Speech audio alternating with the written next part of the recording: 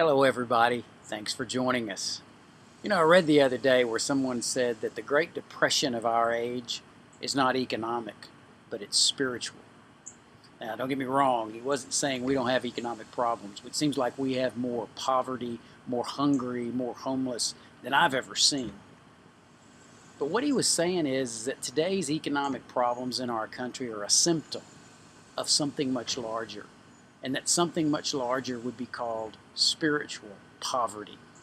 See, as Christians, it's our responsibility to feed and to clothe and to shelter those who can't do it for themselves. It's our responsibility to comfort those who are in sorrow, or to visit the people in prison, or to heal the sick. But the minute we turn that responsibility over to someone else, the minute we turn that responsibility over to, say, a civil government, is the moment that we've shirked that responsibility and turned away from the calling that we actually have. Now, I believe that comes from a lack of knowledge. I believe it comes from a lack of knowing what we're supposed to do. There's a great story in the Bible. There was a wedding feast at Cana, and Jesus and his mother Mary were there. And it seems the bride and groom ran out of wine. And Mary goes to Jesus and says they're out of wine, and he questions how that concerned him. But rather than carrying on the conversation, she went out in faith.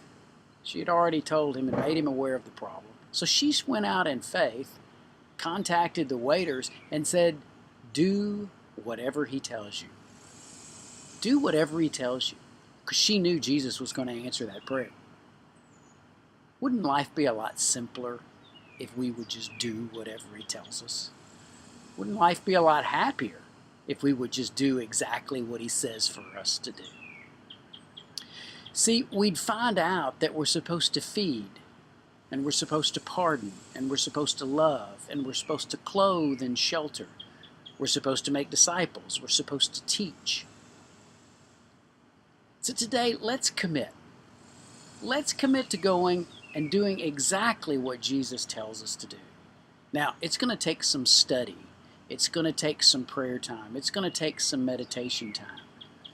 But once we do that, we'll find out that we can go out and work on a much bigger problem than the economic problem.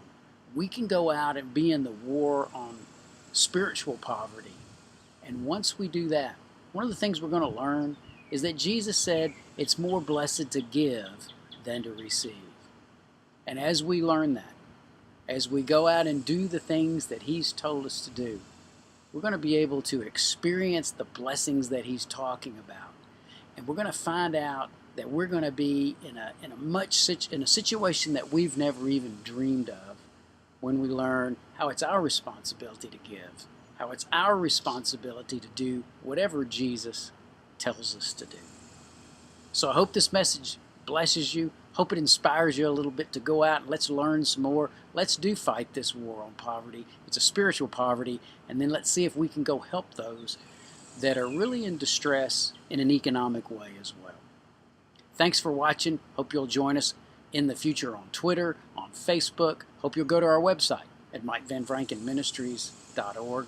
Until next time, as we always say, God bless you. Thanks for all you do. If there's something we can ever do for you, just contact us. God bless.